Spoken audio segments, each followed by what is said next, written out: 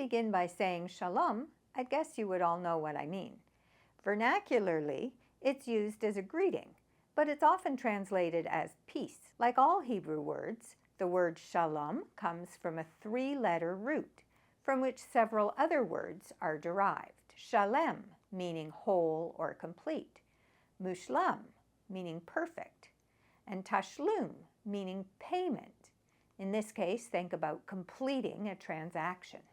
Ancient Hebrew is the language of the Jewish Bible, the Tanakh. But as a spoken language, it had quite a hiatus.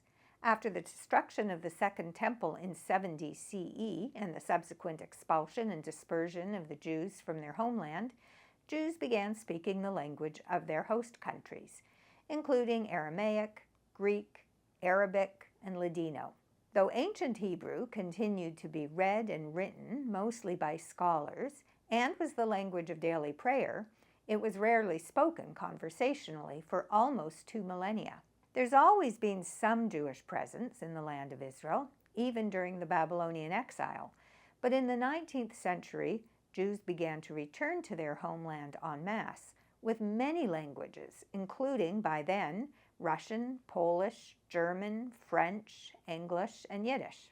Enter a visionary by the name of Eliezer Ben-Yehuda, who in the late 19th century moved from Vilna to Jerusalem with a revolutionary idea that a Jewish homeland required a Jewish language, not just as the language of prayer and study, but a language for daily living.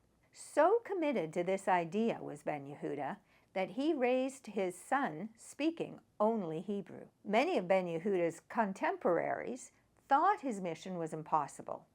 How could an ancient language be used in modern life? His answer? We'll create new vocabulary for new, modern Hebrew language. And so he did, often relying on the three-letter roots of biblical words to create new ones. For example, the biblical word for a chariot, rekev, became rakevet, a train. The radiant glowing substance that's referenced in Ezekiel's vision was called chashmal, and the word was repurposed for electricity. Tselem in the Bible refers to an image, as in Tselem Elohim, created in the image of God. And in modern Hebrew, a camera is a matzlema. Amazingly, within just a few generations from Ben-Yehuda's son, Hebrew has become the native spoken language of a whole country, the language of business, medicine, education, law, military, and economics. Here's an interesting fact. Following the founding of Israel's Technion, Institute of Technology, in 1912, a massive debate referred to as the War of the Languages centered on whether teaching would be in German, a language already well adapted to science and engineering, or would teaching be done in Hebrew. By 1914, Hebrew had won that debate.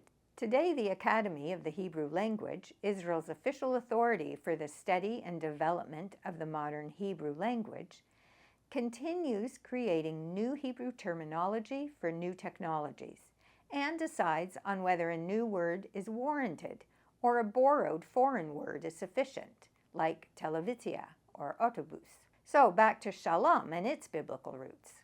The next time you say it or you hear it, remember, it means much more than hello, goodbye, or peace. It's a blessing that you experience wholeness and completeness, well-being and harmony in your life. That sounds way better than a simple see ya.